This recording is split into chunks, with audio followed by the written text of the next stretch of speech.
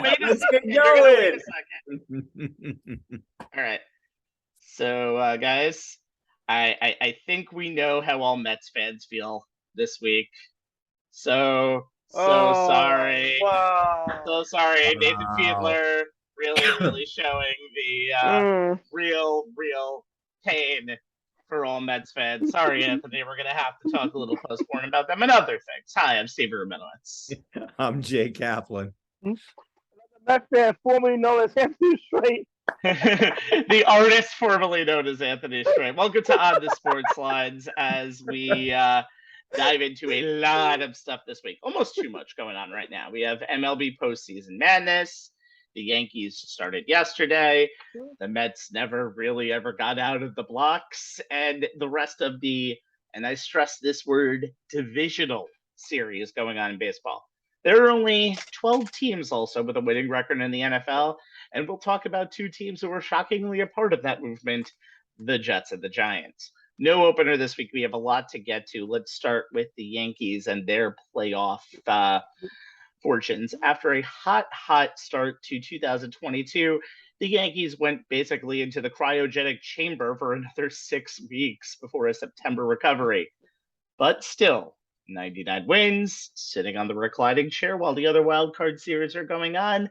I think they'll take that. The AL Central winning hotter than the other side of the sun, Cleveland Guardians was the opponent to start off. And good game last night, close back and forth game throughout, but mid-inning hitting, a lot of timely stuff. Game one went to the Yankees 4-1. Bulldog Garrett Cole started some timely hitting. Jay will talk about that in just a moment. Game two is tomorrow night, weather permitting. And you already see it's been a little bit of a bitch in this first round of the DS. Jay, let's talk about the Yankees offense. What do you see with this offense for the rest of the series? What do you see from game one that can move over to game two as well? Well, I mean, the thing is, and this is, this was kind of going to be based on, how we saw the things go down the stretch. Everyone other than Aaron Judge has to show up and show out. I mean, we all know that no matter who the Guardians put on the mound and how filthy their stuff may be, the number one bullet point for all Cleveland pitchers will be don't give Judge anything to hit, especially anything he can hit out of the park. The Yankees' record in games that Judge homered was 96-61, with Judge hitting 49 homers in the wins and 13 in the losses. It means the other guys in the lineup need to step up and do their part. The suspects are obvious. Anthony Rizzo, who has really taken to the short porch in right field. Gleyber Torres, who's been on fire since September. Giancarlo Stanton, well, duh. And Josh Donaldson, who has not really lived up to his contract. Those four are likely to occupy the 2, 3, 4, and 5 slots, depending on where Aaron Boone elects to put Oswaldo Cabrera and Harrison Bader. So they need to make pitchers pay for working around Judge, especially if that ends up with the Yankee right fielder working a walk. Check out the numbers for these four guys. Rizzo, 224, 338, 480 slash line, but 32 homers, 75 RBI, 817 OPS. Torres, 257, 310, 451 slash line, 24 homers, 76 RBI, 761 OPS, but the last month of this season, 323, 389, 573 slash line with 6 homers, 25 RBI, and a 962 OPS. Stanton, 211, 297, 462 slash line, but 31 homers, 78 RBI, and a 59 OPS. Donaldson, 222, 308, 374 slash line, 15 dingers, 62 RBI, 682 OPS. Look, Rizzo did his job in game one with the 2-run homer in the 6th that basically sealed the win for the Bronx Bombers. And Bader chipped in with a long ball of his own in the 1st to put the Yankees on the board early. But Torres and Stanton were a combined 0 for 5 with no RBI. Donaldson did go 2 for 2 with a walk, but 0 runs batted in and some questionable base running that got him thrown out in that all too common 9-6-3 scenario. Overall, his production has been mediocre this season, nowhere close to living up to that contract, as I said, or the expectations the Yankees had when they acquired him to bolster the middle of the order. He's never never been a big postseason performance, 347, 441, only 5 homers and only 16 RBI and a 788 OPS for his career. Stanton obviously is the big key. Upon returning from the IL late in the regular season, he was a gaping black hole in the batting order. Over his last 30 games, his slash line was anemic, 165, 266, 367. Hell, the rabbi could do that. With 7 home runs, but 44 strikeouts. 3 of those, now granted, 3 of those 7 home runs came in the final 3 games of the season against Baltimore and Texas with 1 homer in each game, which has the team no doubt hoping this is a sign that Stanton is starting to feel more like the guy who slashed 308, 387, 1039 in the 2020 playoffs with 6 dingers and 13 batted in and a 1.426 OPS, and went 3 for 4 with a homer, and the Yankees lost to Boston in last year's wild card game. Look, as we know, hitting becomes that much harder in the postseason as teams involved generally have better pitching. So teams that can score frequently with one swing of the bat tend to perform better than those that can't. The Yankees were first in the league with 254 home runs and had 10 guys hit double digits this past season, led by Judge, Rizzo, and Stanton, all of whom top 30, and Torres, who top 20. Those last 3 guys, they need to pace the offense in support of Judge. 31.5% of the Yankees, 4.98 runs per game came via the home run. So if they can keep that going, they should have a good chance to advance to the next step in their chase for 28. It's going to be very interesting considering the fact that we've never really seen a baseball team being like kind of led by one guy since the Barry Bonds 2002 era. But again, you're right. And last night was definitely the first step of it. By the way, Yankees officially have now won the Harrison Bader Jordan Montgomery trade. What has Jordan Montgomery done in the playoffs? Cashman's a genius. All right, Anthony, let's talk some pitching. Garrett Cole got the monkey off his back in game 1 last night. It took a little while, but did that. You got Cortez coming up. You got Severino coming up. You can talk about the offense. You could talk about that part of the pitching. You could also talk about the bullpen, the non-Chapman bullpen. There's a lot of ways that you can go with the pitching for the rest of this series. Yeah, well, we'll start with Garrett Cole, that's for sure. You know what? I don't think there was anybody with more pressure coming into the postseason based off what we saw in the regular season. Obviously, setting the franchise record for strikeouts, but the home run ball being a bit of a problem for Garrett Cole. And I know Yankee fans clearly didn't let him forget what happened last October in that wild card game start up in Fenway Park where he was knocked out, barely lasted almost 3 innings. Didn't get far into the game. Resulted in the Yankee season coming to a premature end. The guy like this, he gave up 33 home runs this season, a career high. That was a bit of an issue. But you said over the weekend, Rabbi, that the Guardians might be a perfect opponent for a guy like Garrett Cole, who's had an issue with the home run ball, considering the Guardians don't hit a lot of home runs, but they do make a lot of contact, they do put the ball in play, and they do create a lot of tough outs, like we saw early in the game, in game 1. But Garrett Cole, he came out, he gave the Yankees exactly what they needed. Pitched 6 in the 3rd inning, struck out 8. Got out some early jams, especially the bases loaded. Only a yield enough to 1 home run, and we was going back and forth through the game. I said that Cole needed to keep his pitches down. The one pitch he got up landed in the right field bleachers and gave Cleveland a brief 1-0 lead. But I think he was phenomenal. This is the Garrett Cole we saw in 2020 in that division series against Tampa, where he was just lights out and really pitched away, has the ace of the staff. I think he needed to, the way what his performance really set the tempo for the rest of the pitching staff. Now, Cortez, what all his, I call mannerisms on the mound and some of the timing, some of the real leg kicks he does, that might be a weapon to considering when Cleveland are on the base. They are very aggressive along the base pass. I was talking to Jay Price that's going on the air. How they're going to test this Yankee defense when they're on base. And we saw it early on. They were attempting to steal bases. Even Jose Ramirez, they were slower base in part because of an error throw. But Cortez, his ability to kind of with those real winky, those real like I said, mannerisms, I think that's a good thing as far as timing and keeping the Guardians aggressive down a little bit. But also, you look at game 3 started in Severino. I think the Yankees, if they can, with the offense, if they can give Cortez, obviously, postseason start, they give him an early lead, allow him to settle down, pitch a little more freely to win. But again, the key was Garrett Cole. I mean, he had to come out. There was so much pressure on him because of the issues he had up and down the last year or so, and to come out and to really set the tempo for a Yankee rotation that outside of him may have had, you had some question marks, and the bullpen came in and it was stellar as well. And I'll let you go into the whole Chapman situation if you like to do that with this angle. But I think the Yankees right now is also a good start pitching wise.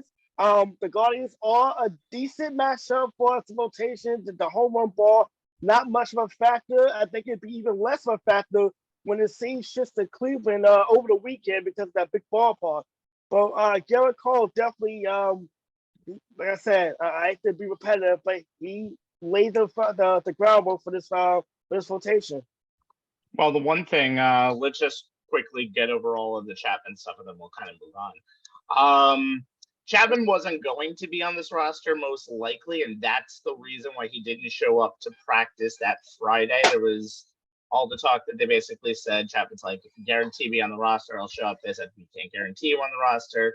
He basically didn't show up. His Yankee career is probably over after that. He probably would have been just a spot 1 to 2 out guy. That's not what Chapman is. So it's the right decision to leave him off the roster. I think that it's a big name and a guy who's helped them in the past, and also a guy who gave up 2 ALCS winning home runs. So that's one of the reasons why it's a story. But it'll allow the bullpen to kind of get into their rhythm.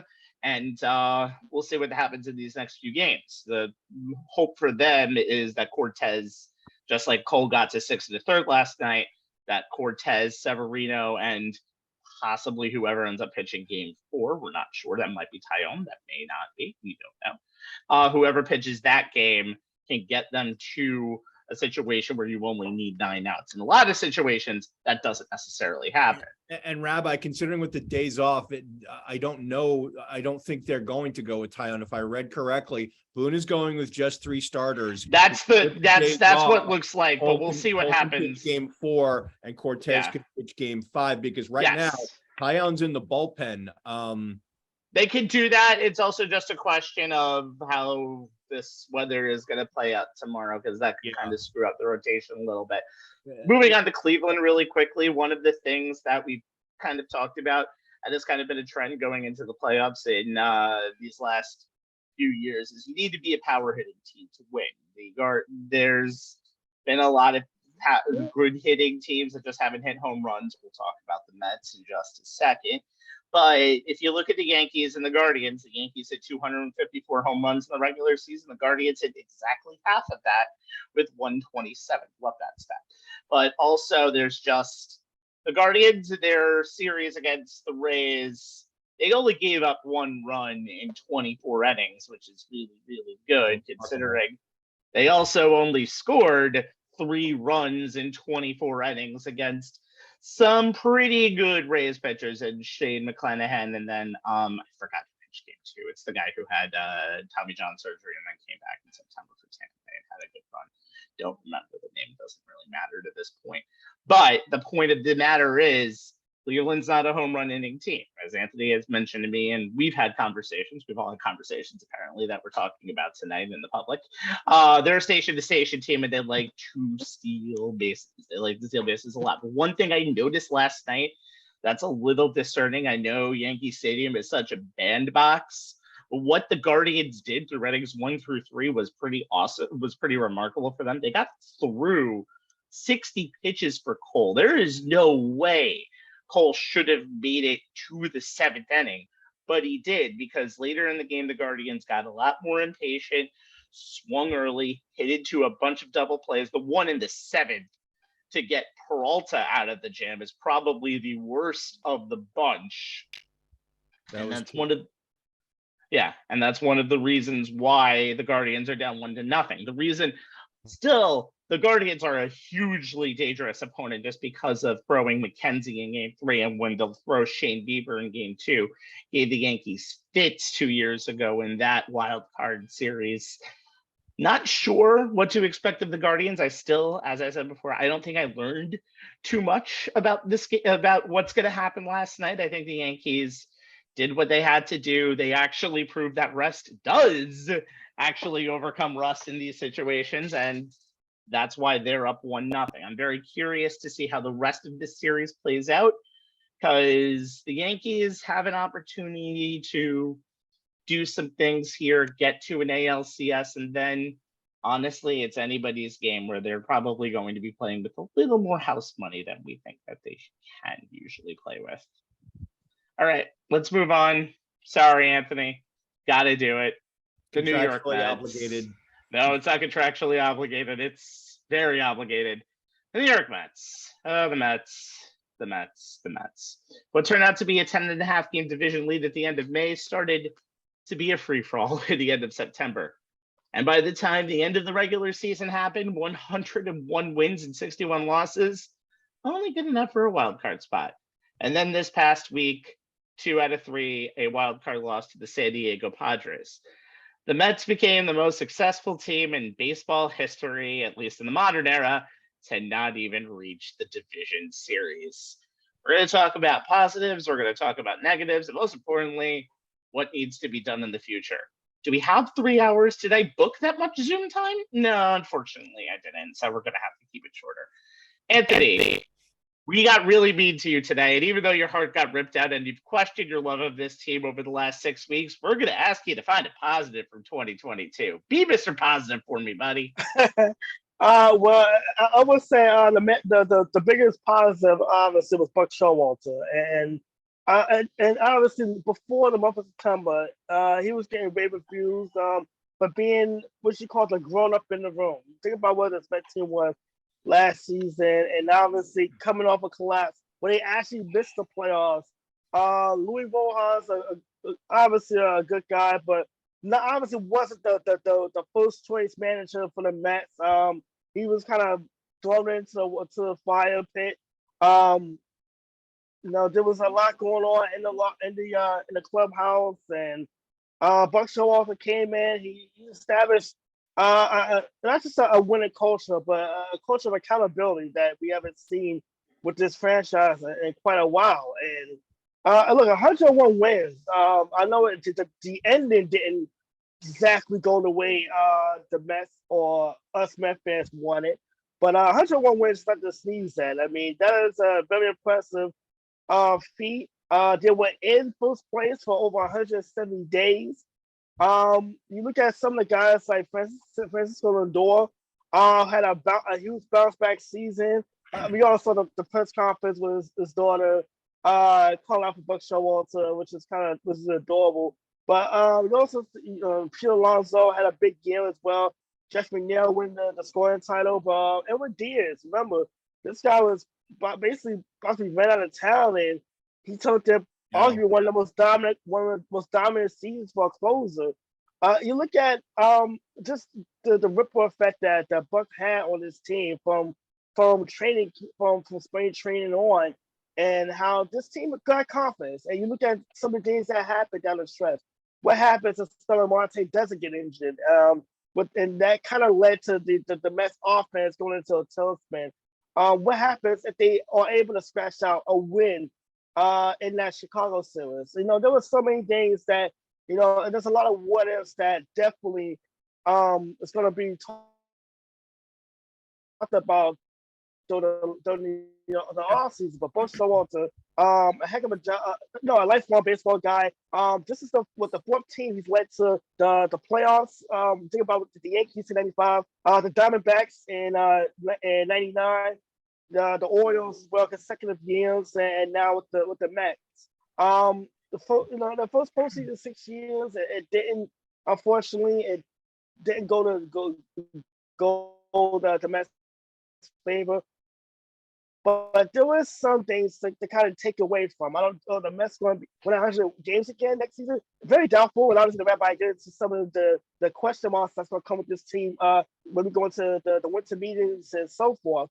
But I think there's a little sense of optimism. I think because obviously the dread of what happened over the last 2 weeks, it's still kind of lingering over Flushing. But once that kind of dies down a little bit, for the first time, the Mets, there's some optimism going into the next season. I mean, obviously, and I hate to, as much as I hate to say it, you have to give the Atlanta Braves their due, but playing the way they did, they're playing on a 114 win pace from June 1st on to even be able to stick around and catch the Mets. So, it was a lot. It wasn't as if you see the Mets kind of gave it away, but the Atlanta Braves took it. I mean, that's just pretty much what it comes down to at the end of the day. But Buck Showalter, he did a hell of a job this season. He put the Mets in position to go out and win games. And the fact that he did this with Max Scherzer and Jacob deGrom, his ace is missing such a huge chunk of the season.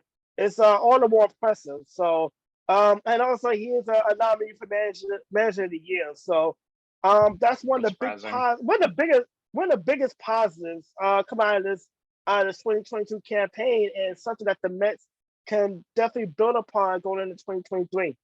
And he'll definitely win that NL Manager of the Year in my book. I don't think there's too many other candidates in the in that league. By the way, yes, the Braves took it, but as we've talked about, the Mets had a lot of chances to put this away. And this is something that the new wild card format did. It punished pretty much the teams that didn't win their division or were even in the top 2 spots. And unfortunately, the Mets were one of the bigger victims of it.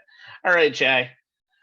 We're in New York, so negativity is always a thing. So get on the neg train and tell us what the Mets did not do right this season, especially this last month.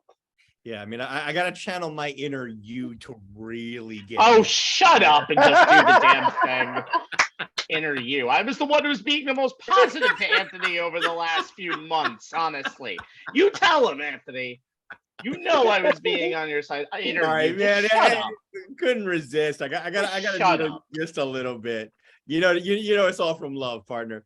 The big negative takeaway from me for this season, is the lack of power hitting, which ultimately in my book is what doomed the Mets. I mean, this is an issue that I raised in our MLB midseason report show back on July 9th. And while it got a little better in the second half of the season, it just wasn't enough. I mean, at the All-Star break, they had the least number of home runs of all the division leaders. They were 11th in the NL in round trippers and were averaging less than a home run per game. I brought up some troubling numbers, starting with this one. No team to make the postseason the last 4 full 162 games a season has ever hit fewer than 1 home run per game.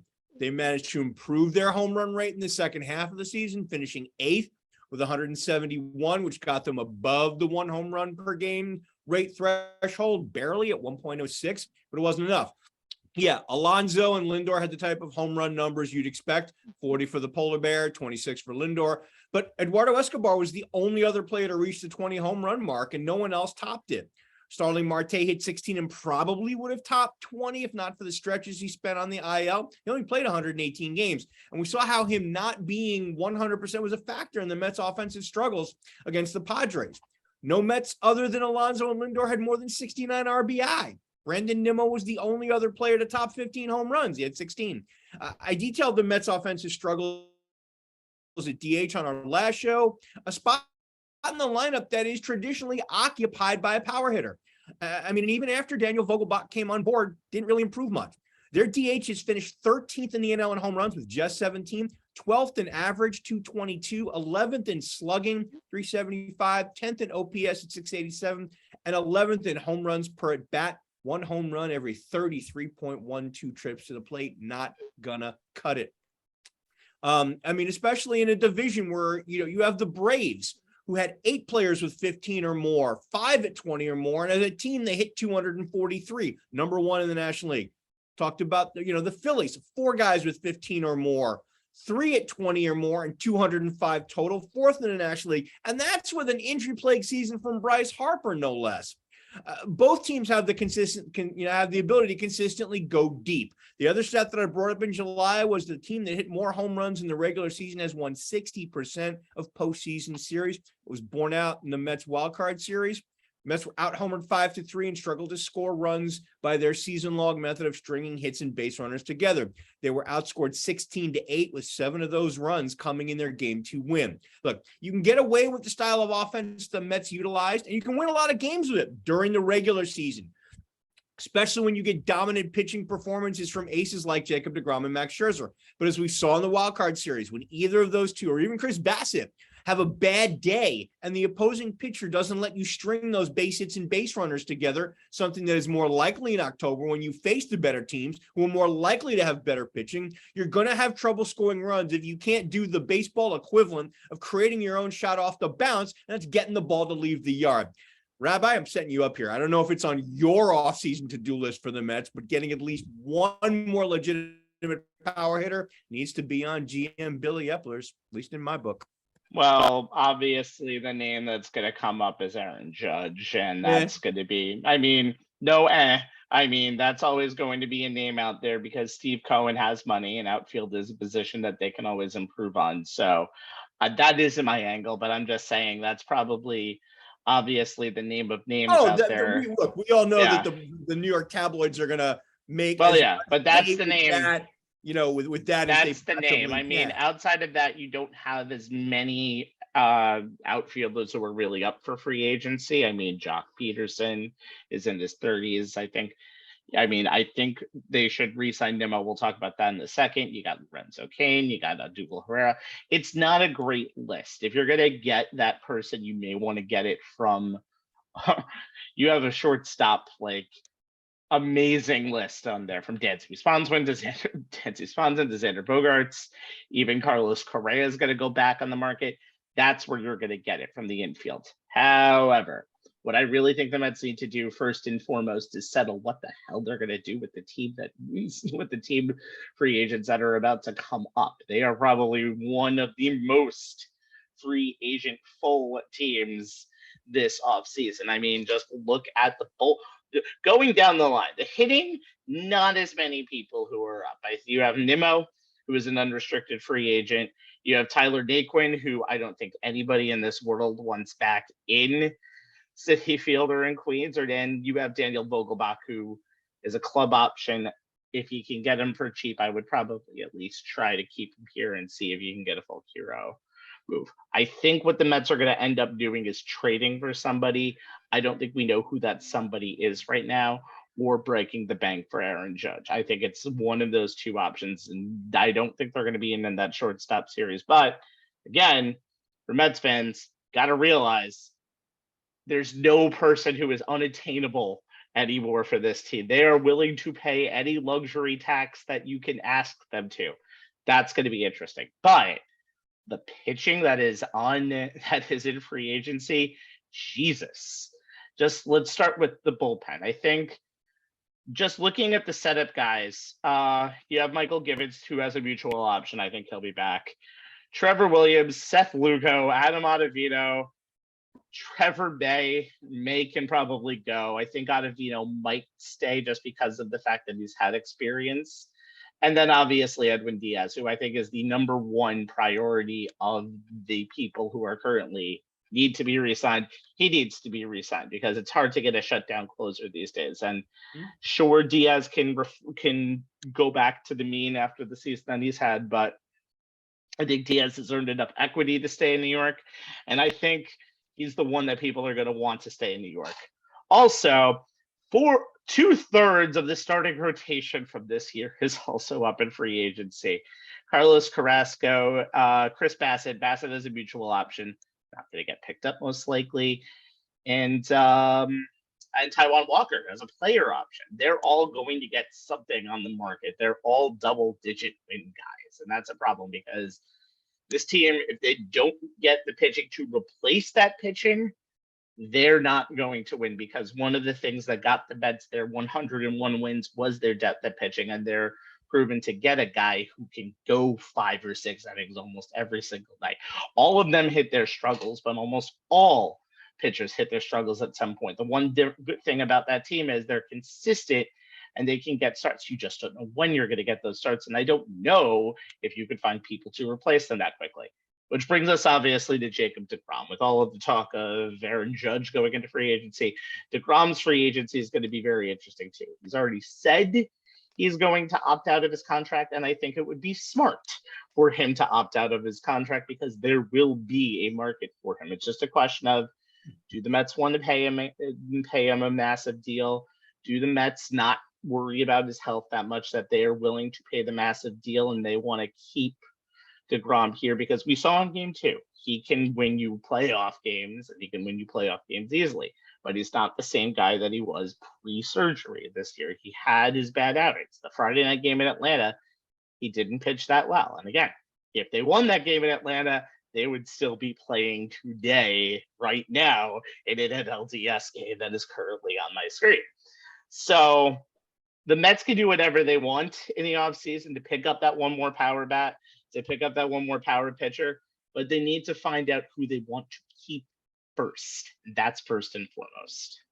Yeah, Right. I would add to before we move on, I would add to that too. As far as the Mets and the pitching, they still have David Peterson and Tyler McGill on the roster. They do, So those are definitely rotation options moving forward if they lose Carasso. And cheaper options too, by the way, because both of them are going to need more. But again, I don't think the Mets do anything cheap right now. There's about 4 or 5 organizations right now in baseball that are willing to spend every last dollar, and the Mets are one of them. So I don't know if the cheap option is necessarily the option that they care about. They would put an all-star team out there. The Dodgers put out an all-star team pretty much every single night, and they have a lesser payroll than the New York Mets do, by the way. That's the largest payroll right now in baseball. So I do agree though, those are people that they could go to, but I do think, again, get your home settled before you go out and start shopping in the other stores in the mall. And luckily for them, they have some time to do that. Yeah, I think Demo Diaz is probably the 2 priorities, not named Jacob deGrom, going into the offseason, because Nemo's defense and obviously being a good leadoff guy is a high priority for that lineup. And we just mentioned Diaz, obviously being the shutdown closer. So those are definitely on the top of the to-do list as far as the Billy Epler and the Mets front office is concerned. The other thing that is not being discussed, and I'm interested to see if it does happen, because if it does, it's going to have an impact on how the Mets go about their offseason, and that's a potential off the field hire. Cohen has, ever since he took over the team, has wanted a president of baseball operations over his GM. He has not been able to find someone. The guy that's been in his crosshairs since day one has been Stearns from Milwaukee. And there's issues there with trying to get him from Milwaukee. So do they go make another run at him? Do they get someone else of equivalent stature? Whether or not someone comes in above Epler could have a distinct effect on that offseason strategy, because if Epler's not the one making all the final decisions, the plan that he has right now may somewhat possibly go out the window if someone gets brought in above him who will have the final say in baseball decisions. One thing that needs to be done, though, is to make that decision a lot quicker than they made the decision for the GM that they ended up hiring earlier this past year. They can't do that again. All right. Let's talk about the rest of the series. So in 2023, the Major League Baseball will go to a you play every team format, which means division games are going to go down from 19 to somewhere around the 12 to 13 area. Thank God. So the irony of these 3 divisional series is they are all divisional series. You see us 19 times in the regular season. What's 3 to 5 more? All right, let's talk about the Seattle Mariners and Houston Astros, the other AL series first. Here is a stat that just makes me so happy. Since the Mariners last made the playoffs in 2001, The Astros have had 4 World Series appearances and 1 title. One time, the Astros represented the National League in the World Series and 3 times in the American League. That's how long it's been. But the Seattle Mariners got the monkey off their back, beating the Toronto Blue Jays last weekend. So here come the Houston Astros. And for Seattle, those 20 years might have felt like even longer than that after a blown lead and a walk-off Yordan Alvarez win in game number 1, Houston winning 8-7. All right, Anthony, let's talk about the favorite probably in the entire American League. What do the Houston Astros need to do to finish off this series? Well, I'll tell you what, I call it the championship experience, the pedigree that the Astros come into the series. I mean, you got an opponent, a divisional opponent, no less, that is really in the postseason for the first time in 2 decades. 2 decades ago, I was calling Philadelphia, Pennsylvania my home for a year, okay? That's especially in college. Yes, I'm giving away my age if you're watching this live on Facebook. I'm the same age as him, so by the way, I'm not going to give away my age right now, so... Yeah, but you look at the core of that team, and obviously Justin Verlander, who's definitely going to be the runaway Cy Young Award winner in the American League, did not have a good game 1. He was knocked out of 4 innings, allowed the 6 runs and 10 hits. But then you look at the other 2 guys, the other core guys in this group, Jose Altuve, obviously there, and Bregman. 2-run homer that really kind of jump-started that miraculous comeback late in that game. And then also another thing to look at it too is Dusty Baker does not have a contract after the season. And that's kind of the more under the radar. That boggles my mind, man.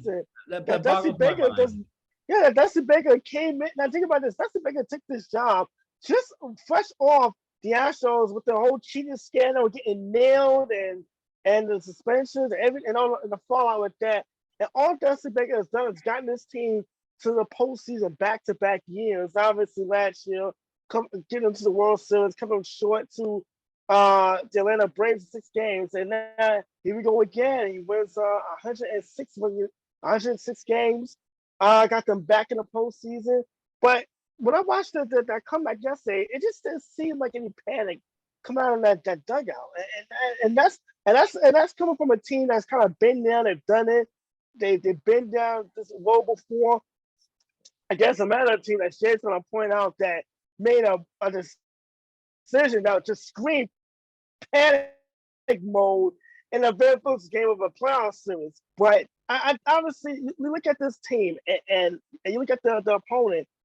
The Astros just seem they just have obviously a psychological edge on this man. I mean, the Mariners have only won 5 games in Houston in the last 3 seasons.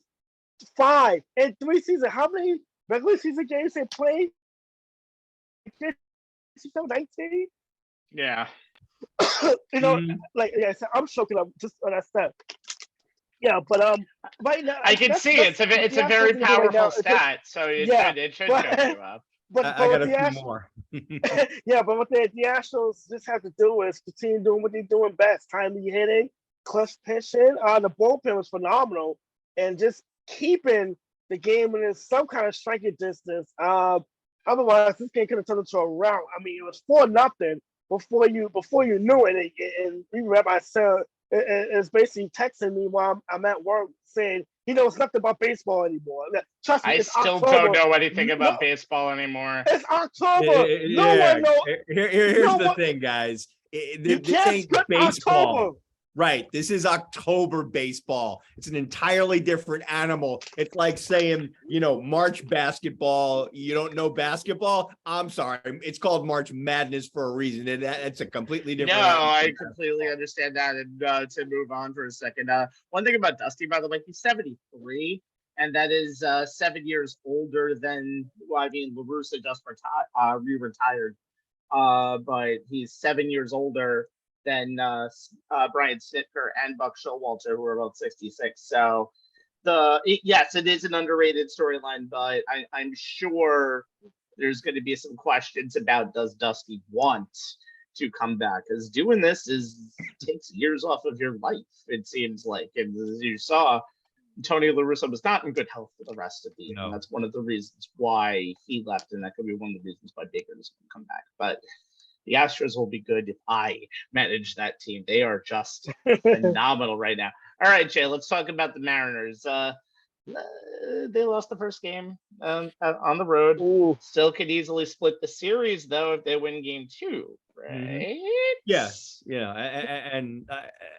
And that, that's kind of where my head was at, is that, for the key for the Mariners was to get out of Houston with a split. I mean, you guys kind of both alluded to it. Did any team set themselves up any better to pull off a game 1 upset in a place that has been a house of horrors for them, better than the Mariners did in game 1? Chase the Astros ace, likely Cy Young and finder of the fountain of youth, Justin Verlander. He had the 18-4 record, 174 ERA, 0.829 whip, and 9.5 Ks per 9. They got 1 on the first off of him, 3 in the second, and 2 in the fourth. It had Verlander looking every bit his 39 years, gave up 6 runs, all earned on 10 hits and a walk. That's a 13.50 ERA. Mariners rookie sensation Julio Rodriguez led the way, going 2 for 3 with a double and triple, 3 runs scored and a pair of ribbies. They tacked on 1 more in the 7th via Eugenio Suarez home run, leaving the Astros 6 outs to overcome a 7-3 deficit. I was all ready to tell you fellas that Seattle had accomplished my angle in a way that no one saw coming. Well, we all know how it ended, right? Mariners Minute Maid jinx reared its ugly head. The 2-run homer by Alex Bregman in the 8th cut it to 7-5, and in the 9th, Yordan Alvarez, the Astros big bopper, destroyed a Robbie Ray. Robbie Ray? Really? What's he doing in there at the 9th inning? Guy threw a sinker that didn't sink, and Alvarez sent a 438-foot shot screaming into the second deck in right field for a game-winning gut punch of a 3-run homer for the Astros. And now the Mariners have just 1 shot to escape Houston with that desperately needed split. Momentum's clearly back on the side of the 106-win Astros, and if it stays there, I have a feeling they won't need to come back home to advance to the ALCS. I mean, think about it, guys. Seattle had its starting pitching set up the way they wanted it entering the ALDS. Logan Gilbert, 13-6, 3.20 ERA, 1.18 whip, 8.4 Ks per 9 during the regular season, and a 2-flat ERA in his last 6 starts coming into the playoffs, was ready to go in game 1. And you had Luis Castillo, who went 4-2 with a 3.17 ERA, 1.102 whip, and 10.6 Ks per 9 and 11 starts after coming to Seattle in the trade deadline. He threw 7 1/3 innings of shutout ball in the Mariners' game 1 win over Toronto in the AL wildcard. He's lined up to pitch game 2. He and his ace-level command and 4-pitch mix would give Seattle the edge on paper anyway against whomever the Astros sent out. And now Castillo has to be absolutely lights out once again for the Mariners to even have a chance at that split. I mentioned, how Minute Maid Park is a house of horrors for the Mariners, and Anthony threw out a stat previously. Check out these numbers. In 10 games in Houston this season, the Mariners as a team had a 188, 273, 279 slash line, 6 homers, and a 552 OPS, and scored just 26 runs. That's 2.6 per game. That absolutely cannot happen in game 2. The approach the Mariners took at the plate in game 1, the approach that chased Verlander, that's got to continue in game 2. They have to be aggressive early in counts, get guys on, create traffic on the bases. They'll need Rodriguez to Xerox his game 1 performance, get some more big hits from the likes of Suarez, Cal Raleigh, and maybe even the ancient one, 36-year-old Carlos Santana. And this time, the Seattle bullpen has to lock it all the way down. So, hey, Scott Service, maybe set yourself up so you can have your closer actually close the game. Just saying. Well, he did try to close the game, and that's why they brought in Robbie Ray to get that one out. And it only took 2 pitches, by the way, may I add, for that game to end. It was a move of desperation for them, and it didn't work out. Very simple as that. And it's growing pains for that team. It's a sucky thing to have them in growing pains for the team. One thing that I noticed is Seattle, ever in the second half of the season, Houston only lost to them once. This was a peak Seattle team at that point. the team that they think they lost their 14 win in a row streak to Houston. They got swept by Houston after losing that streak. And Houston's just a really good opponent for Seattle. And that's one of the problems with this series.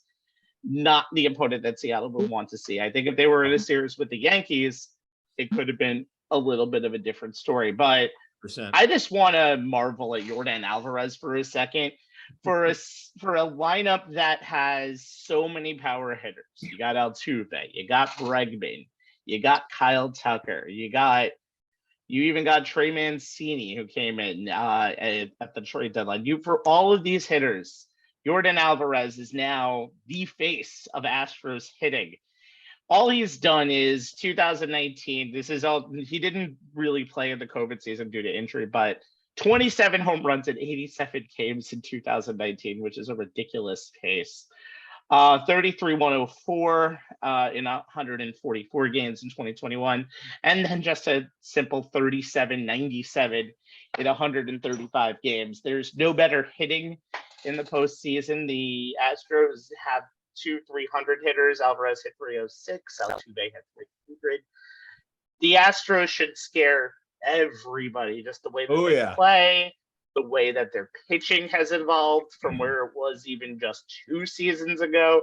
There's a reason why this team has made 5 consecutive ALCSs, and I don't think that's going to change. By the way, the Mariners, I believe, are the first team in postseason history who in back-to-back games came back from 6 runs down, and then immediately gave up a lead of 6 runs or more.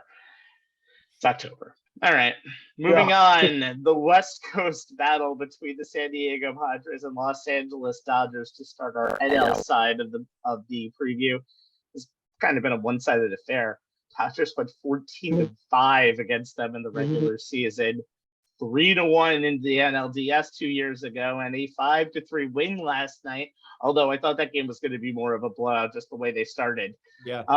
That's a 1-0 series lead for the Dodgers, although right now Padres are up 4-3. Yes, I have the TV right here, so I can say it. So game 2 currently going on. Padres looking to tie it up. Let's get the keys to the rest of this series, starting with Jay Kaplan and the Dodgers. My original thought for this angle, and I sent this to you on text, was going to be the Dodgers just need to show up. And even though the Padres made it interesting in game 1, I still believe that to be the case. After all, the Dodgers have been the best team in baseball this year by just about every measure. They've allowed fewer runs than anyone. They've scored more runs than anyone. Their run differential is the best baseball has seen since integration. They set a franchise record with 111 wins. They won the National League West by 22 games. And they boast a roster featuring a future Hall of Famer in Clayton Kershaw, a pair of perennial MVP candidates in Mookie Betts and Freddie Freeman, and a collection of supporting players that would be stars on other teams, like 17-game winner Julio Urias, shortstop Trey Turner, and catcher Will Smith. They lost Walker Buehler in June. And what did they do? Yeah, they replaced him with Tyler Anderson and Tony Gonsolin, both of whom made the All-Star team and combined to go 31-6 with a 2.39 ERA. But, since series key is supposed to involve some actual analysis, my official series key for the Dodgers, they need to continue the dominant pitching performances that they put up against the Padres. As Rabbi said, they won 14 of the 19 games this season. Well as what they did against the rest of the senior circuit. The Dodgers rotation was top 5 by WAR and had the best ERA in all of MLB, led by the starters I previously mentioned. Their bullpen was the best in baseball by WAR and had the second best ERA in all of MLB, led by the likes of Evan Phillips, who had a 1.14 ERA, 0.762 whip and 11 Ks per 9. Alex Vesia, who had a 2.15 ERA and an insane 13.1 strikeouts per 9. Chris Martin didn't allow a run over the last 30 days of the season. And Brusdar Graterol, who closed last night, only allowed 3 homers all season. They took closer duties away from Craig Kimball back on the September 23rd. Didn't really miss a beat thanks to those guys. Oh, and about those 19 regular season matchups between LA and San Diego, in 10 games at Chavez Ravine, the Padres put up a slash line of 180, 257, 286. a 543 OPS and only managed 24 runs. That's 2.4 per game. In the 9 games at Petco, the Padres put up a slash line that was barely better. 207, 274, 293, an OPS of 567 and 23 runs, 2.6 per game. That works out to a combined slash line of 193, 265, 289, an OPS of 554, an average of 2.5 runs per game. Think the Dodgers have their number a little bit. Yeah, Urias struggled in game 1, 3 runs on 4 hits, including a home run, only lasted 5 innings, but the bullpen threw 4 shutdown innings. And the Padres' big trio of deadline acquisitions, Juan Soto, Josh Bell, and Brandon Drury, combined to go 0 for 7 with straight strikeouts and 0 RBI. Drury was the only one of the 3 that had even a solid slash line against the Dodgers during the season. Overall, 267, 333, 511 with 2 homers, 8 RBI, and an 844 OPS. Soto was 172, 368, 207, no homers, 3 RBI, 575 OPS. Bell was 210, 265, 226, also no homers and only 3 RBI, but with a 491 OPS. None of that bodes well for San Diego. The Padres have lost their last 9 series against the Dodgers while being outscored 162 to 59. They're 73 and 144 since 2011 against LA. Have been out homered 88. Just the last 28 the teams have played. The Dodgers are 23 and 5 against San Diego. Their pitchers have a 193 ERA and their offense has put up 5.7 runs per game. Actual analysis provided, as I'm contractually obligated to supply, but I still think that the Dodgers, all they need to do is simply show up. Yeah, they're struggling a bit tonight. It's 4-3 in the 6th, but they've got runners on first, third, and a chance to get back in it. But at the end of the day, Rabbi, I think they're just too loaded for the Padres. I think it's just the Padres are just not this, again, wrong opponent, wrong time. Although I do like a lot of things for the Padres. Bad matchup, although I do like a lot of the things I saw the Padres in the Med-Surge, which I'll talk about in a second. All right. Anthony, we're giving you the Padres. Jesus, why are we so mean to you tonight? What are their keys to try to get back in this series? Okay, first you have me thinking of something positive about the Mets. You got me talking about the team that beat them. And the next segment, you get to talk about the Braves. Don't be about the next segment, Anthony. You were damned if you did, damned if you don't, because you hate both of those teams. So we did offer you an out to go to the Phillies, but you said no. I offered you an out, and you said no. Well, I hate them too. What do you expect? I mean, but the Padres, 89 wins in the regular season, and the fact that they're even playing right now. No Fernando Tatis Jr. the entire season is a pretty good. It's very good. I mean, but you go back to that wild card series against the Mets. The 7, 8, and 9 hitters for the Padres, which is Kim, which is Trent Grisham, who unfortunately there was no MVP for wild card rounds, but I'll get to him in a minute. And Austin Nola absolutely did number on the Mets start rotation. Think about.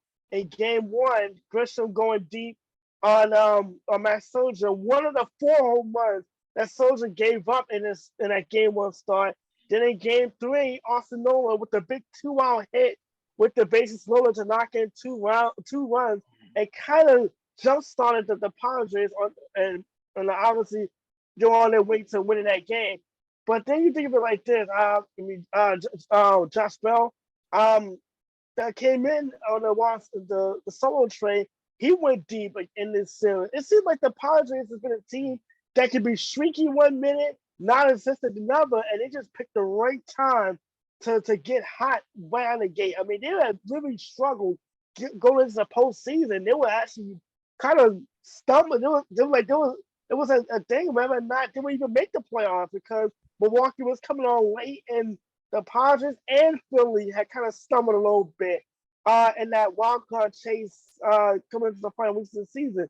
But overall, you got Manny Machado putting on MVP candidate season with 32 home runs to go with 298 batting average, 102 RBIs.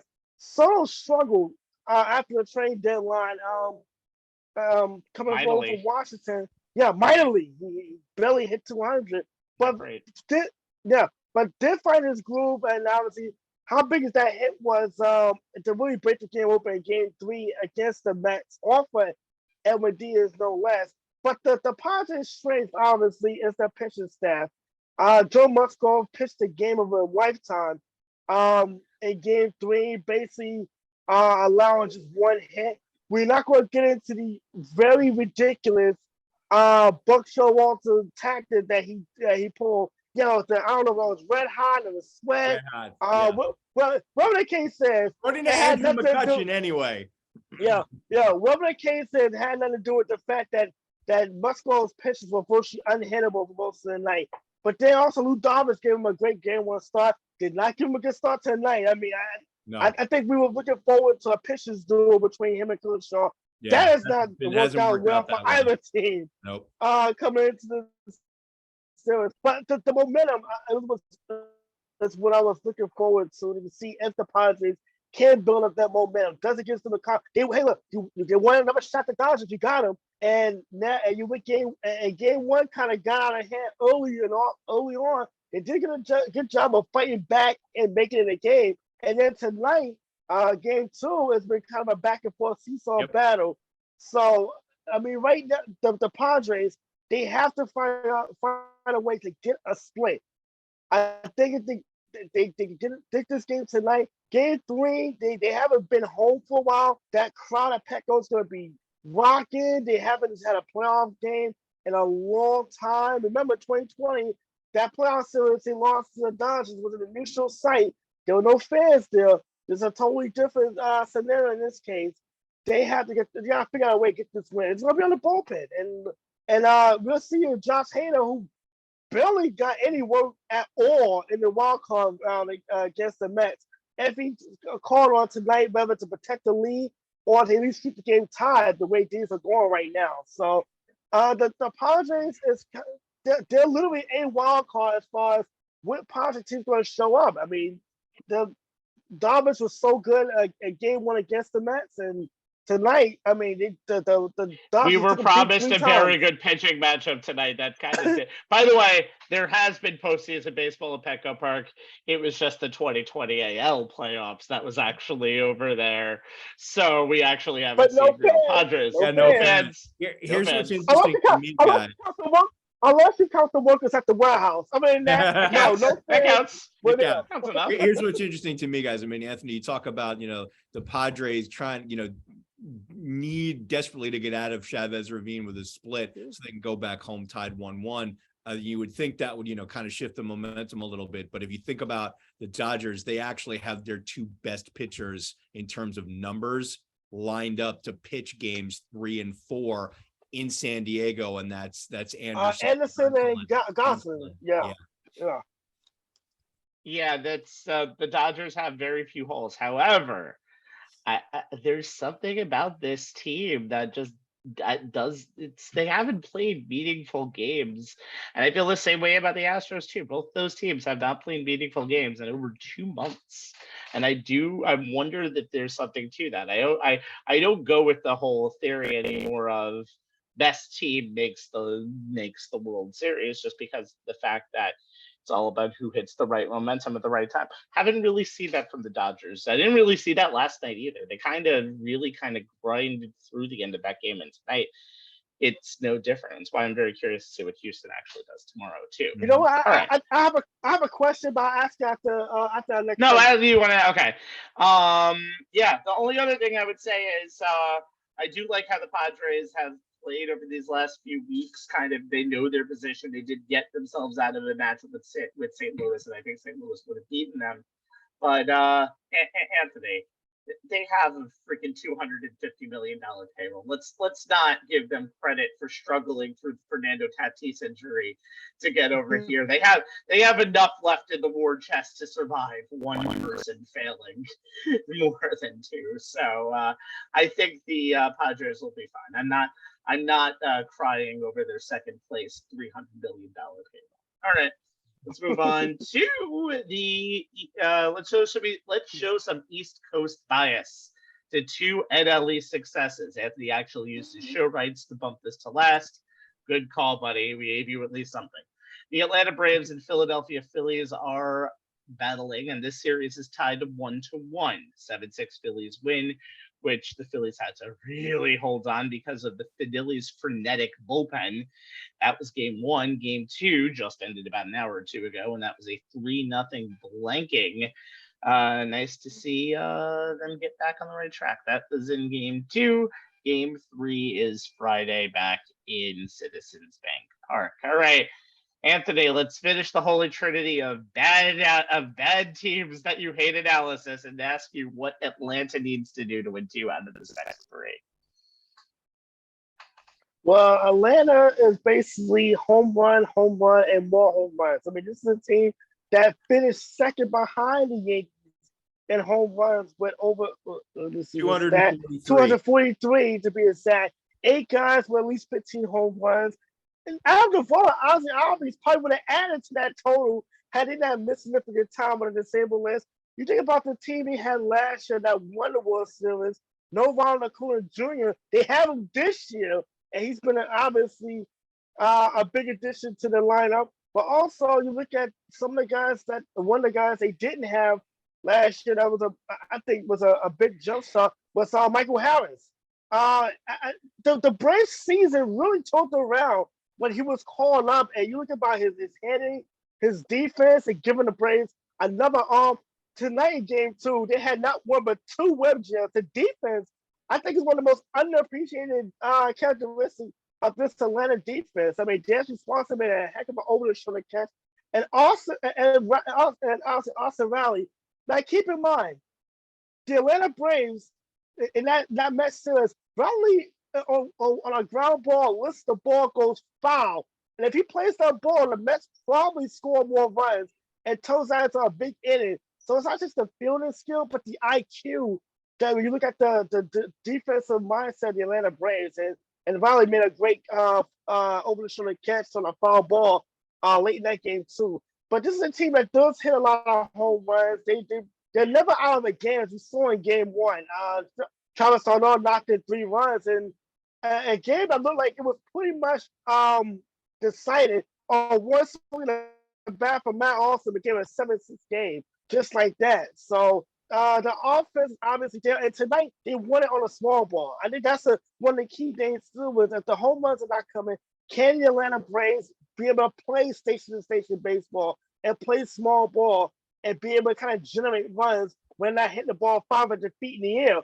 So and tonight, and obviously in game 2, don't know with a big hit with a big 2-out hit, something that they couldn't get in game 1. They had a couple of innings when they had 2 guys on, even one with the bases loaded, and could not score.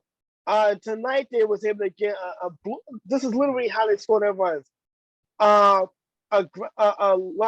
hard ground ball that ate up the first baseman, a slow blooper that stayed fair, and Zach Wheeler had no play, and then the Darnold's RBI single. That is very un-Atlanta Braves-like. But in this series, if you look at the first 2 games, and Jay will bring up the Phillies, that all the runs have really been outside of the one home run from Olsen. All the runs have been of the small ball variety. So you got 2 teams who really hit a lot of home runs, kind of doing it a different way. And obviously, this is October baseball, where the pitching is much more of a higher level than you see in the regular season. So it's gonna be interesting because you have that they had to scratch out 3 runs against Zach Wheeler. They got Aaron Nola coming up in game 3, so it's gonna be very in front of a raucous crowd at Citizens Bank Park. Who, by the way, I don't know if it's gonna be. I don't know if they're gonna have the Philly gear on, and maybe having the Eagles hat, and maybe having mixed up the 2. And something I saw at MetLife Stadium this weekend with Jet fans wearing Met gear also. But yes, I did see that at MetLife Stadium this weekend. But it's gonna be. But when you realize that Nola doesn't give up a lot of home runs, and he's very much a ground ball pitcher, it's gonna be interesting to see how can Atlanta be able to generate runs. Maybe even Acuna hasn't been able to get on the base much of this in the first 2 games. However, that rally in the 7th inning when he got the 3 runs did start with Acuna getting hit by a pitch And also that'd be interesting to see if he'll play because he was favoring that right arm. He did stay in the game, but and Jay, you play baseball, you get hit by a pitch a number of times. You get hit in a certain area, that's what scores after a while. So it's kind of a wait and see with the travel day being tomorrow and game 3 being Friday afternoon. And remember, no travel day in any series between games 4 and 5, which will be very interesting. Mhm. One of the downfalls of the early strike this year in baseball. By the way, Philly's got a nice little doubleheader this weekend because they're hosting a big game in over at the Link on Sunday when Dallas comes by in an NFC East showdown, and we'll get to that in just a second. The traffic in South Philly, the sports complex, is going to be outrageous. Well, luckily that they're playing Friday, Saturday. Any Sunday game 5 will be back in Atlanta, but it's going to be crazy. Hello, I just want something to have the orange line up and running so people can get in and out of that area in one piece. It's going to be insane. It's going to be crazy. It's going to be madness. All right, Jay. Philly back in the playoffs for the first time in 11 years. They broke their streak. How do they get themselves to the NLCS again? Yeah, I mean, the angle that I was looking at coming into this series was, to me, the key for them was winning the starts by Aaron Nola and Zach Wheeler, who were lined up to pitch games 2 and 3. And it was all set up for me, right, guys? I mean, Max Fried, he of the 14-7, 2.48 ERA, 1.014 WHIP, and didn't let up 3 earned runs in a single game until this one. Didn't do it until August and September. I mean, you know, all set up. He was all set up to start game 1 at home against Ranger Suarez of the Phillies. Nothing against Suarez. I mean, he had a decent season, 10-7, 3.65 ERA, 1.33 WHIP, 7.5 Ks per 9. But he's not who comes to mind when you say NLDS game 1 starter.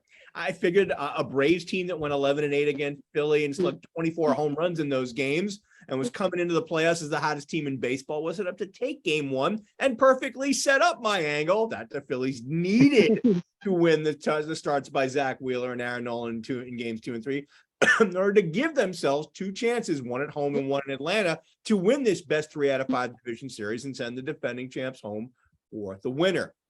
And game 1 actually happened. And the Phillies, who were riding high after sweeping the Cardinals in the NL Wildcard Series, came to Atlanta, a place they struggled during the regular season, going 3-6, where their hitters slashed just 215, 298, 340, with only 8 dingers and a 638 OPS, averaged just 3.4 runs per game. And their pitchers had an ERA of 5.64, a 1.53 WHIP, and allowed 12 home runs, the most in any visiting ballpark. And they somehow put up 7 runs in the first 5 innings and held on to win 7-6 behind a 3-for-5, 3 RBI night from right fielder Nick Castellanos. And get this weird and wild stat from Jason Stark of The Athletic. Philadelphia had 2 sacrifice bunts, 2 sacrifice flies, and 0 home runs from a team that had 205 this season. That made them only the 3rd team in postseason history to win a game in which they scored 7 runs with no home runs and at least 2 sacrifice bunts, 2 sacrifice flies. The others, Ricky Henderson's 1990 A's and Willie Mays' 1954 Giants. October baseball, fellas. So did my angle still hold now that the Phillies were up 1-0 in the series? And as I wrote this earlier today before the game actually happened, I thought, hell yes, it does. When you have the advantage, especially in the postseason, you have to press it. Phillies won 4 out of 6 against the Braves this season in games started by Wheeler and Nola. Wheeler in his postseason debut Friday in St. Louis, last Friday in St. Louis, allowed 2 hits and 1 walk in 6 1/3 scoreless innings. The Atlanta area native loves pitching against his hometown team. 2-0 with a 2.70 ERA and 3 starts at Truist Park this season. 3.16 ERA and 24 career starts against him. Now that ERA is kind of blown up to 4.42 in 9 appearances in Atlanta since they moved into Truist Park. And Nola, 3.39 ERA and 30 career starts against the Braves. Both Philly aces were coming off great starts in the sweep of St. Louis in the wild card series. Wheeler, as I said, 6 1/3, 2 hits, no runs. Nola, 6 2/3, 4 hits, no runs. And those starts actually made history, guys. And here's another weird and wild stat for you, courtesy of Mr. Stark. Per Stats Inc., this was the 97th time a team began its postseason by using 2 starters making their postseason debuts. Of those 97, only 1 team at each of those starters allows 0 runs in starts of 6 innings or more. And that team was, the 2022 Phillies. So the Phillies needed Wheeler and Nola to repeat those performances to give them their best chance to beat the Braves. They're 0 for 1 now as Wheeler struggled in game 2, allowing 3 runs through 6 innings as the Phils lost 3-0. 21-game winner Kyle Wright held him to 2 hits in 6 innings before turning it over to the bullpen. So now there's even more pressure on Nola going into game 3. And the Phils are going to need some October magic to avoid having the Braves send them home for the winner. See what happens. This is going to be a very interesting series. And like I said, I love divisional DS series, something that we don't see often, and we didn't get to see it until the second wild card was introduced. I still think the Phillies have a good shot to win this series. I do wonder how the rest of the Braves pitching rotation is going to go and where they're going to stick a possibly coming off an injury Spencer Strider into that postseason rotation. He might play 3. He might be in 4. They might use him in long relief and kind of test the waters and not throw him over the deep end. And Phillies pretty much got 3 guys who they know they're going to play. So it's going to be very interesting. This is a very fluid series. I'm hoping for some good series because we did not have some good wild card series because only one of them actually went the distance, and it was the most, sorry, Anthony, again, the most boring of the four series. There was nothing interesting in any of those games, and there were very few moments where I thought anybody could have a chance to win. It was really blowouts in all those games. But again, October. Over baseball. By the way, my question, I'll throw this out to you guys. What we saw the Astros and Dodgers. They won, but they didn't look like the dominant team we saw during the regular season. The Braves lost their first game. I mean, how much is the 5-day layoff might have affected those teams as opposed to the teams of the wild card and having that the momentum and kind of playing which we call a regular baseball-like schedule where they just had maybe the 1, even the 2 days off? I don't think it means too much. I think we kind of saw the Braves. It did mean a little bit for the Braves having an early 1 o'clock start, and the Phillies actually is still keeping their momentum. I don't think it means much also because of the fact that the team who wins can get the pitching matchup that they want. And I think that's one of the biggest keys of these 5-game series, because you can set your own rotation. I know when we were talking all this time, that's the one thing that the Mets would have needed to do, set their own rotation, which they couldn't have done. And that's a big advantage. I don't think anything is, there's also a lot of adjustment period. First season of a new format, you're always going to see the good and the bad in all these situations. I think over the next 2 to 3 years, you'll kind of really find your answer. If I had to go one way, I would say it's been fine. And we saw over the last few days, the last games on Tuesday, the home team won and won comfortably. So I think it doesn't make too much of a difference. Jay? No, I mean, I don't know. To me, obviously that's something it's an easy narrative and it's an easy storyline for, the media pit to pick up on, because we talk about it in the NHL. We talk about it in the NBA when, a team wins its series early and, gets X number of days off while waiting for, their next round opponent who's involved in a longer series. And we always kind of talk about that. And it's a real easy, trope to hang your hat on, if the team that's, had the time off, doesn't seem to have its A game, and loses, that first game of that series. Oh, they're rusty. This is what happens. Yeah, but so I mean, yeah, I don't know that it's something you can really hang your hat on, and I don't think it, I don't think that causation equals correlation and causation there. I don't know that it applies. Teams are, to me, it's not a question of rest versus rush. It's a question of does the team you're about to face, are they a good matchup for you or a bad matchup for you? Like you said, Rabbi, the teams that have, the time off have their rotation set. So they're setting up to have their best pitchers, starting that first game after they've been off. So, and that guy is likely working on regular rest, because if they know they've got the bye secured, chances are they've set him up to pitch as close to the last game of the season as possible, to have them on somewhat regular rest. So I don't know that it's a question of rest versus rust. I think it's just a question of, if you're able, especially for a starting pitcher, if you're able to keep your routine, is it that the team that you're facing is a bad matchup for you? To me, it's that simple. I mean, does rest help for teams like the Yankees who had guys banged up? Did it help them having that time off make roster decisions? Yeah, sure. But I mean, in terms of rust, I don't know that it necessarily is something you can hang your hat on, especially, Rabbi, as you said, in the first year of a new playoff format. And one thing to note is that rust should only last for one game, because at that point everybody is back on the same track. So but rest versus rust is always an issue, and it's always one of those chicken or the egg situations. Check, if you're going to insult the media pit, we'll have nothing left to talk about except game analysis. And I think I'm not insulting them. Hot take world, we need things to talk about. Think about it. I mean, you guys all know it's a very easy, it's low hanging fruit for the media. It's a trope, but it's something something that gets talked about. All right, football time. Yes. Time for an uplifting New York sports note. Yeah. Jesus Christ. Am I talking about this right? The Giants and the Jets. We're doing a second show this season where they both won. It's the Bob Murphy happy recap that I don't think we ever saw coming. And if you guys get that reference, congratulations. A little shout out to Greg Prince for that one. Yes, it's very yes.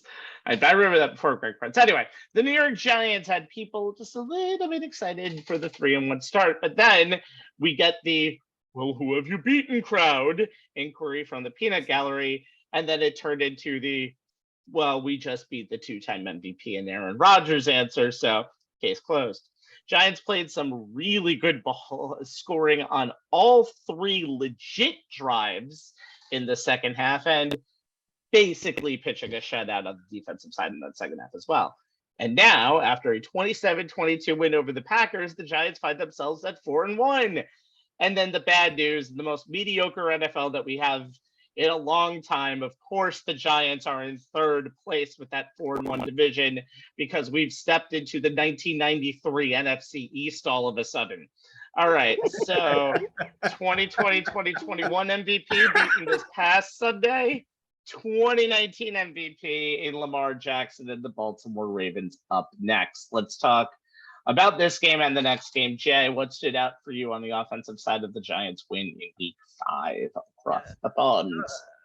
Execution, really, and especially in the second half. I mean, the Giants offense scored 17 unanswered second half points to come from down 20-10 to beat the Packers 27-22. And one of the reasons why was the way Brian Dable and Mike Kafka have made adjustments to their game plan, particularly in the way they utilized quarterback Daniel Jones and running back Saquon Barkley, and the way the offense executed those adjustments. Exhibits A and B were the 2 long drives that resulted in the first 10 of those 17 points. Rabbi and I talked about this across text on Sunday. The first one was, an 11-play, 56-yard drive that chewed up a little over 7 minutes and ended with a 37-yard, Graham Gano field goal. The second one was the big one. 15 plays, 91 yards, chewed up 8 minutes and 7 seconds and ended with a touchdown. And what was most remarkable about that drive was that the Giants did it without Barkley, who was getting a shoulder injury looked at. Jones went 7 for 8 for 55 yards through the air, had 3 carries for 25 on the ground. He made the right decisions on that drive, and all day long, as evidenced by him not having any turnovers. And he only has 3 so far this season, 2 picks and 1 fumble. And he only took 1 sack on Sunday. Barkley rushed for 70 yards on 13 carries, 5.4 a pop, leads the NFC with 533 yards on the ground, 5.5 yards a carry. He had 3 catches for 36, 12 per reception, leads the NFL in yards from scrimmage with 676 to 135 per game. in his best passing performance of the season, and as I said to Rabbi over text, all the naysayers who were harping on Daniel Jones not topping 200 yards, y'all can shut up now. He was 21 of 27 overall, 217 yards. And the number that I look at, it's not the yards, it's yards per attempt, and it was over 8.04. He had a 100.2 passer rating. He was particularly accurate on intermediate throws. He was 5 of 6 for 80 yards on passes that were between 10 and 20 yards. He was at his best in the second half. He was 13 of 14 for 136 yards at 9.71 yards per attempt, along with 6 carries for 38 yards at 6.3. And that's excluding his kneel downs. 4 of those second half runs were called, 3 quarterback draws and 1 quarterback keeper, which was one of those halftime adjustments that Daboll and Kafka made. The other thing that I saw was the way that Daboll and Kafka were scheming around what the pass protection issues that the Giants have had with the offensive line this season.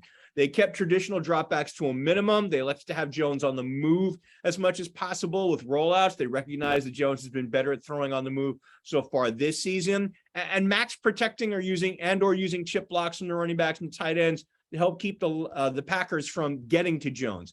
Despite that type of protection limiting the number of receivers available on pass plays, Jones was still able to connect on a few 10-plus yard passing plays, like the 15-yarder to Richie James in the second quarter and the 16-yarder to Marcus Johnson in the fourth. Throw in the 26-yard catch and run by Darius Slayton, who led the Giants with 6 catches on 7 targets for. You laugh though. Slayton's really the security blanket that he needs. Here's the thing, and I've said this before. People forget that in Jones's rookie year, he and Slayton had developed some serious chemistry, and hooked up on a lot of big time chunk plays. And then there's the 41-yard catch and run by Barkley, who was wide open on an underneath crossing route. And you see the type of offensive identity, a run game with emphasis on heavy personnel grouping, and a pass game with heavy use of play action. Giants were 42.6% use of play action. That's second in the NFL. And you see what Daboll and Kafka are creating here. You want to talk next gen stats? Well, I always do. Jones is 4th in EPA per play action drop back, according to True Media Stats. And the offense overall ranks 12th in DVOA, which accounts for strength of schedule. Giants are currently 4th in explosive run rate. 12.7% of their runs go for 12 yards or more.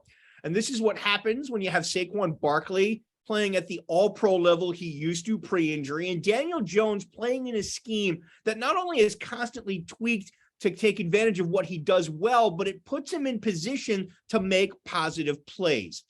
I said this to Rabbi, and I still believe it.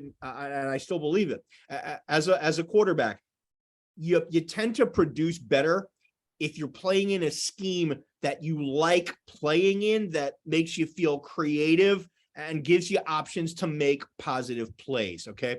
Giants have been, here's an interesting stat. And I talked about those halftime adjustments. Giants have been outscored 54-33 in the first half through their first 5 games, but they've outscored their opponents 70-39 in the second half, and now have erased double-digit deficits twice. That's a testament to Daboll and Kafka's ability to make adjustments to break, and the offense's ability to execute those adjustments. It is a far cry from the stick to the script, no matter what type of play, no matter what, and play not to lose type of offense that we saw on the previous coaching staff, and it's showing. And that's why the Giants are 4-1.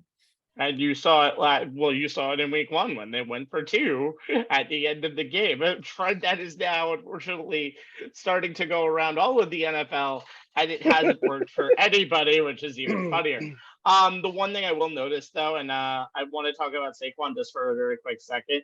The adjustment he's made this year with his north-south running is the biggest difference, and why he is now considered by many as the most dangerous running back in the entire league. And when you have that much of a weapon, it makes Daniel Jones very comfortable. So this Giants offense is, I wouldn't say clicking on all cylinders. There's a lot of, but it's much better.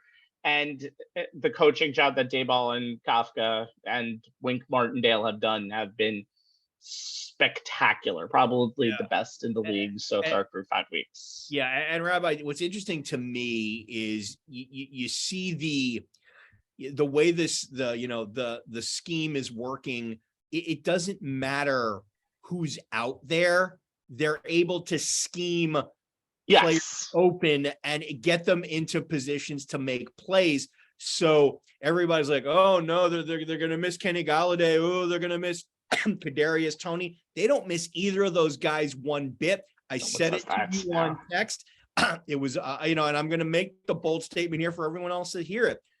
Kenny Golladay will not be a Giant next year, and I don't know if Kadarius Toney will be either, because I'll tell you this: Joe Shane has no loyalty to either of those guys. He didn't draft them. He didn't sign them. No, Golladay is definitely gone. As I said before, I went one step further. If he might be gone before the season is done via trade, or like I said, we talked about it. Yeah, we talked about it, and I said that they might want to take. I don't know. Talked about Wink Martindale, Anthony. Defense again, second half, outstanding. What did you see from them that was really good? Obviously, it was the 20 points that they gave up in the first half. Obviously, some of the points came afterwards as a sort of a pass interference that set up a first and goal. So I won't hold that against the defense. But yeah, they pitched a shutout in the second half. Held the back-to-back MVP. Aaron Rodgers 25 of 39 for 222 yards, kind of stunner. But look at it, but also some next gen stats. He was 0 for 6 and deep passes downfield in that game. That is the most he has gone without an incompletion in any game since 2016. So the Giants were able to take away the big plays downfield. Dexter Lawrence had a big sack that knocked the Packers out of field goal range.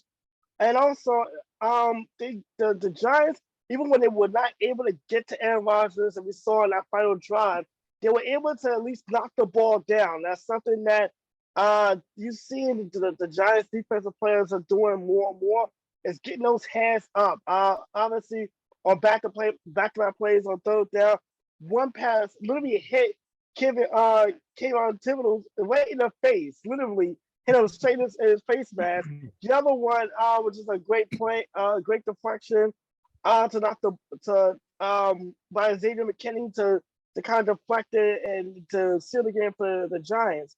But you look at some of the guys in the defensive backfield, Nick McCloud, Fabian Monroe, Justin Wayne, Jahan Ward. I mean, these are guys that you're looking like, wait, who is this guy starting? But the Giants are so beat up in the defensive backfield. They brought Landon Collins back because they needed bodies, and the fact that they were able, that Wink Martin and this coaching staff was able to at least to do some kind of pass work for that secondary. You saw them playing a lot of nickel and dime also in that game against Green Bay. And they did a great job of limiting yards after catch, and really, and the second half really frustrating Aaron Rodgers. Aaron Rodgers is a guy who loves to take shots downfield. They were not there in the second half of that game. And I think that really, and the only 2 points they yielded was a purposely taken safety by the punter, who was still stuck in London right now because of passport reasons.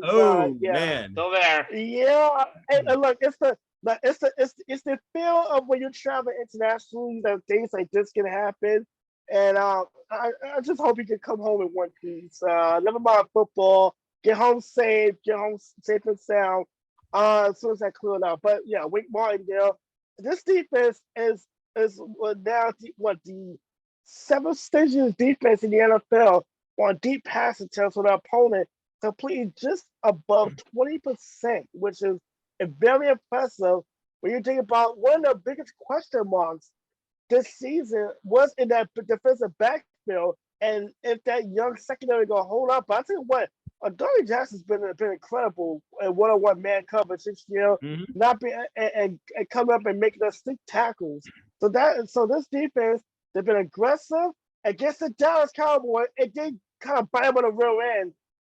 But that's who they go. That's who who they are right now.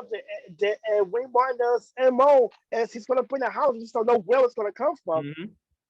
And I think that's really he's really done a good job of mixing things up as far as timing his blitzes, but also knowing when to drop back in the coverage. Mm-hmm.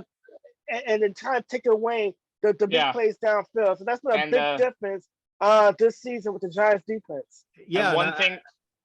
Go ahead. I said this to you, Rabbi. The thing that's impressed me about Martindale is that, he had the reputation, as Anthony said, about, house on fire blitzes all the time, but he's kind of scaled that back a little bit, and he's adapted based on the personnel the Giants have or don't have. But he's created a scheme that's allowed them to have this solid defense, despite the fact that, they're kind of on the Miami Dolphins no-name defense, territory here in terms of the fact of they don't have name guys. And the fact that he was actually able to get pressure on Rodgers on Sunday just by sending 4. It may not have been the traditional 4, but he was able to do it just by sending 4. So it's If it's 4, it's 4. If it's 4, it's 4. Right. But I mean, and that's kind of impressed me the way he's adapted and tweaked his scheme, from the way it was in Baltimore, where it was, 90 miles an hour with your hair on fire all the time. Which eventually killed him, and you would think he's still there now, considering the amount of leads Baltimore has blown this season. But I think the one thing that I really enjoyed about seeing those second half adjustments, Anthony talked about it. The Packers use the old dink and dunk offense, which is almost unguardable in this NFL now. So the Giants responded by basically doing the same thing the other way and getting those 8:30 7-minute drives. And most importantly, when you bring forward Aaron Rodgers and you sack him on 3rd down, that's his second time of 3 times in the second half with the ball. That's what you got to do to some of the opponents. But that ain't going to work Sunday, because we got the most mobile quarterback coming in the National Football League. Daniel Jones is mobile, but Lamar Jackson is just a tiny bit more mobile, and his season has been pretty damn good so far. But the one thing that you may notice, and I think this stat does come from a little bit earlier in the month, but his last 2 games have been meh. He kind of gutted out a lot of the game on Sunday night against Cincinnati. Since it was a tough game for him, I think he also made throws that there was a couple of open men that he just didn't hit. And it does hurt sometimes. He lost Marquise Brown in free agency. He is really doing a good job in Arizona, although his quarterback kind of sucks, but that's another story for a whole other time. He's his quarterback doesn't study film. His quarterback doesn't do a lot of stuff. Devin Duvernay and Rashad Bateman have been solid contributors to the game. I mean, they don't have as many offensive weapons, so that's why the offensive weapon is Lamar. 893 yards in those first 4 games of the season, 7.6 point yards per attempt, 11 touchdowns, only 4 INTs, and he throws with a great completion percentage. And then, of course, you have the rushing. Going in through that first month of the season, he was 2nd in yards per attempt with 8.5. And at points, he was in the top 20 in rushers in the league. That's everybody, not just rushing quarterbacks. Lamar is on the Aaron Judge prove it or lose it final year of his contract. And I have a feeling just the way he controls that offense, the way he makes that team a lot better, Lamar is going to get the bag coming into the offseason. And it may not be for the Ravens if it continues this way. He is a guy who is a top 10 quarterback and can lead your team to a good playoff run and possibly a Super Bowl. This is a very interesting AFC. They're not the best team in the AFC. I can give you 2 other teams that are playing this Sunday in Arrowhead that would say otherwise in Buffalo and Kansas City. But you can do a lot worse than Lamar Jackson. He is a matchup nightmare and someone who I think will have a very good day against the Giants on Sunday. Not being negative Nancy here, but I do. But, I mean, But here's the thing, Rabbi. As dangerous as Lamar Jackson is, he's going up against the one defensive. Yes, he is going up against his own defensive knows coordinator. him better than anyone. I mean, if anyone. The one difference is, though, I don't think Lamar is a guy who you can easily prepare for. I think if Lamar brings his A game, if he brings in the game that he had against Cincinnati on Sunday, where he was missing a lot of the throws that he has been making all year, you're right. But I do think, Wink will provide his little twists and turns. But again, when you're dealing with a generation, it's going to be a very interesting chess match. When you deal with a generational talent like Lamar Jackson, and I think that's easy to say, a generational talent like Lamar Jackson, you can scheme all you want for him. He just might break your tackles and just say, I'm going for 20 yards. Hell with you. All right, let's move on to the New York Jets, who have won 2 in a row. We're luckily not going to talk about that first of those 2 wins, Jay.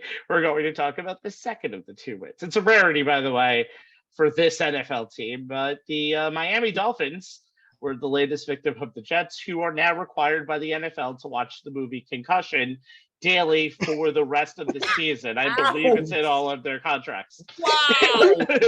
Wow. Sorry, Nisa. We love you.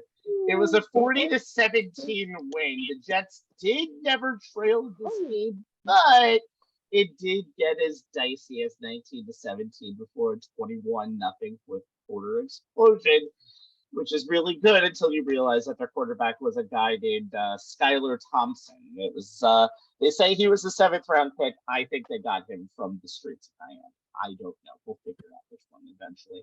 Jets might want to hold giving their Christmas cards, though, to their MetLife co-tenants because they have to go to Lambeau Field now themselves and get a pissed-off Packers team on Sunday afternoon.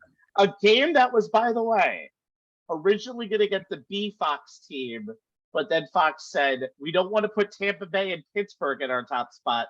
We're moving over to the Jets. A thing that has never been said by any news channel. Probably the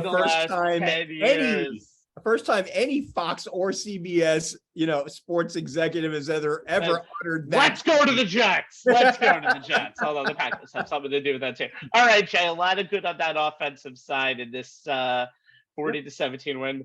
Most notable from the rookie running back who y'all bashed on the preview show, and he's proven y'all wrong. I didn't bash him. Joe bashed him, and I think we were all kind of doing. But Breece Hall, chef's kiss for that performance on Sunday. Yeah, I mean, Hall was a 2-time Big 12 Offensive Player of the Year and a 2-time consensus All-American at Iowa State as a sophomore and a junior before coming out. So, he came into the draft with the type of collegiate resume that puts high expectations on even a second-round pick, who was the first running back drafted and who the Jets traded up to get. After this game, after watching him and kind of reading the post-game reports, when I decided to take this as my angle, I went back and I read Dane Brugler's summary on Hall in the Athletics 2022 NFL Draft Guide, and here it is. Quote, a 3-year starter at Iowa State, Hall was entrenched as the starter since his freshman year in offensive coordinator Tom Manning's zone scheme. Overlooked as a high school recruit, Hall quickly established himself as one of college football's top ball carriers, finished top 10 in the Heisman voting as both a sophomore and a junior, setting an FBS record with a rushing touchdown in 24 consecutive games. Hall, who is Iowa State's all-time leading scorer, has a strong understanding of his strengths as a player and is disciplined as an athlete by nature. He posted outstanding testing numbers, but there are times on tape you wish he showed more of an escape gear. Overall, Hall has room to improve as a blocker and pass catcher, and he doesn't consistently play up to his testing numbers, but he runs with outstanding patience, vision, and athletic footwork to be a starting caliber back in the NFL. He projects best in a zone-based inside or outside scheme. I think we can check the box on all of that. He was drafted with the thought of being a perfect complement to Michael Carter Jr. in a Thunder and Lightning type running back rotation. Well, after his performance in the Jets 40-17 win over the Dolphins, which snapped a 12-game AFC East losing streak, he may have the running back one job for the rest of the season. 18 carries for 97 yards, 5.4 a carry, and a touchdown on the ground. 2 catches on 2 targets for 100 yards, 1 for 79, 1 for 21. That 79-yarder led to a Jets touchdown, and he made a bunch of people look stupid as he was running. The Jets rushing attack put up 135 yards and 5 touchdowns, with Hall leading the way. That's the most rushing touchdowns for the Jets since week 4 of 1993. Wow. I mean, you talk about the things that we kind of notice here. You wish he showed more of an escape gear. I think we saw that on that 79-yard catch and run. Improve as a blocker. Yes, pass protection may still need some work. As a pass catcher, I think he's kind of doing just fine at the moment. And we saw his ability to run with patience, with vision and athletic footwork. As far as him being, he's in the right scheme. LaFleur runs a zone-based running attack, and it fits his skill set. And the one thing I noted about Hall coming out of college, this guy's a home run threat every time he touches the ball. And we saw that on Sunday. Twice, though, he was shut down at the 1-yard line, and Michael Carter Jr. kind of poached his touchdowns. So, so he did say he had to get at least one in on his own. Look, he's put himself into the conversation for Offensive Rookie of the Year, and if he continues to develop at this rate, along with wide receiver Garrett Wilson and quarterback Zach Wilson, the Jets may have found the triplets that will be the key cogs to their offense for the next decade. I didn't realize this when you look at I mean, they've had a ton of first-round draft picks, and one of the more talented young rosters that you could find out there. They just really need. By the way, Breece Hall the touches have actually gone up almost every single week, rushing and receiving 12. Week 1, Cleveland game, he has gotten more and more comfortable with the playbook. Yeah. And especially, again, I hate to bring it up. We've given Anthony a lot of trauma tonight, so I'll bring up quickly. The Pittsburgh game, he got stronger as the game went on. It was one of the reasons why his fourth quarter performance got themselves win 2 and win 3 was right there. All right, Anthony. Yeah. I know who I would pick as my defensive angle. I don't know which way you're going, but the defense did a pretty good job on Sunday. Did good enough for government work. They came, they knew the assignment, and they did their job. Yeah, well, I mean, you have to first point out Sauce Gardner, and that's it. And I talked about last week how he's coming along. He's not afraid to kind of stick his nose in and make the tough play and the tough tackle. And on very first defensive play, he knocks Teddy Bridgewater out of the game and causes safety. So it's funny when I say this. I feel like obviously that's a big portion of the game, getting it. Do you give credit to Gardner being like, okay, he leads the league in good tackles that knock out quarterbacks out of a game? I don't know if that's a stat or if that's something you can put on like the highlight reel, but that's a good thing. Well, I don't know. Look, I'm trying to follow you after that great concussion line. I mean, come on, I have a tough job right now, okay? Yeah. Every week they're supposed to, so. but all this considered, yes, Bridgewater was knocked out of the game. Skylar Thompson came in. They held him 19-3, 166 yards. Scarlett got his first NFL interception also off of Thompson, 58.4 QBR rating. 16 quarterback hits, 2 sacks. However, the running game, Raheem Mostert absolutely just had a field day with this Jet defense. Running the football, which is kind of surprising when you have a third-string quarterback. You kind of expect the other team to want to run the football. Yeah. I was at the last time with my nephew, who was at his first Jet game ever, and I kept leaning on to him. I was like, wait, if the backup quarterbacks in the game should even kind of stacking the line a little bit because there's a defensive player. And by the way, I don't know what the heck there's something on the field in Dodger Stadium that just kind of caught my attention. I don't know. It was a swan. Swan. It's a swan. It's a swan, I believe. Right. Yeah. So I apologize if I kind of lost my train of thought. That was kind of unexpected. Wow. But yeah, but when you think about this too, they held Water and Tyreek Hill took a combined 70 yards on 10 catches. Yeah. So that was also a big thing.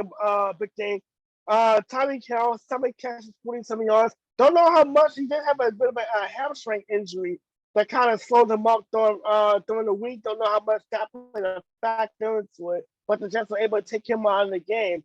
CJ Mosley, Kawhi Alexander, 10 tackles each on defense. Watson had a sack. John Franklin Myers also had a sack. You talk about the strip sack also that we set up the touchdown to kind of put the game away for the Jets. This is really the first week when you look at the offense and the defense that the Jets actually put together a complete game. You can actually say that. I mean, the offense was incredible. Moved the ball up and down the field. Had a questionable fourth down play call that was a little bit. What was that? But they not the most questionable fourth down play call of the week, though. No, not even in the top not 5, even probably. Okay, I'll give you that one. But then you look at the Jets. The Jets, they stuck to the bread and butter. They had the running game going. Defensively, they were able. They get to the quarterback. They were able to get pressure. They shut down the passing attack. They got short to stop the run defense. I think some of it had to do with going to, and I saw this maybe a couple of times. He lined up in a wide 9, which is a little weird. Yeah. When you think about the team is going to run the ball, you don't want to spread your defensive line out that much, and basically give them a free 3 or 4 yards every time they touch the football. But and also they give up a lot of yards on the perimeter, on the outside too, that they're going to have to show up. But other than that, the Jets defense played played very well, particularly in the second half. I mean, Miami was kind of hanging around for a little bit, but able to kind of shut down the offense. So this is something, I mean, for a young team, and this is really, and this was criticism about Robert Saleh and the fact that he has a reputation for being a defensive coach, and the defensive unit he's coaching not living up to the expectations. This is the first week really where the Jets on both sides of the football were able to piece it all together. And they have a lot of talent. You just wonder, can they do this every week? And obviously, you got a tough opponent with Green Bay coming up. If they can put together a complete 4 quarters of football next week against a very tough opponent. And on the defensive side, can they at least replicate what the Giants were able to do as far as disrupting Aaron Rodgers and that Green Bay passing attack? Yeah, here's what's interesting to me, Anthony. You talked about the running attack and the Jets' inability to solve the Dolphins' running attack. Mike McDaniels, who's the Dolphins' rookie head coach, is a Shanahan disciple. He comes out of that San Francisco coaching tree, so he's running that offense, which is the zone-based run scheme offense. And Saleh, coming from that same staff, saw that every day in practice for how many years? How is it that you can't scheme to stop? You know exactly what that offense is going to do. How is it you can't scheme a way to stop it? On top of that, it's the running back that they also saw every day in practice. Same guy. That was doing it. Come on. To be fair, though, I mean, you can't just say, "Oh, you've seen this in practice." I know. I'm not. Not everything is like Super Bowl 37, where you can basically look and say, "Hey, I know what Bill Callahan is running, and I'm going." Yes, and at the same time, even if you know what's coming, you still have to be able to stop it. But it's just an interesting side note. I mean, because you talk about those guys, being very good friends, coming from that system where they were together for years. It's just an interesting kind of thing to kind of look at, 2 guys who are opposite each other in practice every day for years, looking at that same scheme. It was just kind of interesting, the connection of the dots of the relationships, and, throwing in Mostert as the running back. It was just, I found it as interesting as Anthony did. All right. I'm going to quickly just mention, it's still a work in progress, obviously. Aaron Rodgers every week makes 5 or 6 headlines during the week. This week it was him calling out one of his defensive players for even bringing up the possibility that they might lose during the week. Now his thumb is a little banged up. And then his play calling, the play calling of the Packers got called out by Aaron Jones. And it should. They went very pass happy at the end of that game when they were inside the 20 at 27-20 in the fourth quarter. And I don't understand why you just don't give the ball to Aaron Jones most of the time. I don't know if I said it to you, but I said to somebody, no team uses their running backs better, and probably because Devontae Adams is on Las Vegas, they kind of have to, than Aaron Rodgers does, because Aaron Jones is consistently, Aaron Jones is consistently every single year just getting the ball at the right time, can get you 10 yards in an instant, can easily be probably your second best pass catcher on the team, or at times your best pass catcher on the team. And he has actually kind of turned it up this year because he's getting more touches. A.J. Dillon has considered the Thunder to that Lightning. He's had a quiet year so far. I don't think he's had a touchdown yet this season. Maybe he's had one, I'm not sure. But that's going to be what I'm going to be very interested in, because you saw how Mostert kind of really chopped up the Dolphins this past week. I'm very interested to see how that combo does against the Jets this week. And that's my key. That's how I think that team is going to win. And I think that's the key. Sense. It makes sense. And Rabbi, again, same offensive scheme. That's LaFleur, comes out of McVay, who comes out of Shanahan. It's going to be the same. By the way, attack. LaFleur versus LaFleur on Sunday. Yes.